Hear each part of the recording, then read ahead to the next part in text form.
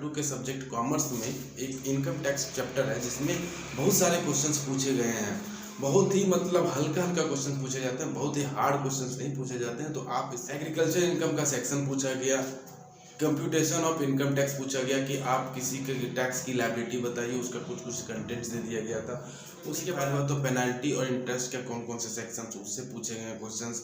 फिर आपका हो गया कि स्कोप ऑफ इनकम कौन से हैं, एसएससी से क्वेश्चंस पूछेंगे। इस तरह से क्वेश्चंस पूछे जाते हैं, बहुत ही हार्ड क्वेश्चंस नहीं रहता है। बस आपको इतना है कि आपको थोड़ा सा बारीकी से पढ़ना होगा।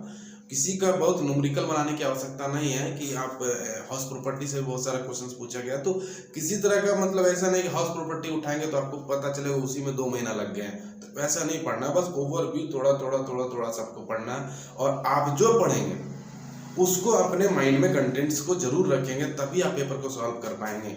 और ज़्यादातर इसमें कोशिश करेंगे कि सेक्शंस को जरूर ध्यान रखेंगे। सेक्शन से क्वेश्चंस करीबन अगर मान लीजिए 5-7 10 क्वेश्चन या 5-6 अगर 6-7 क्वेश्चन आते हैं तो 3 से 4 क्वेश्चन आपका सेक्शन से रहता है, तो सेक्शन जरूर पढ़िएगा।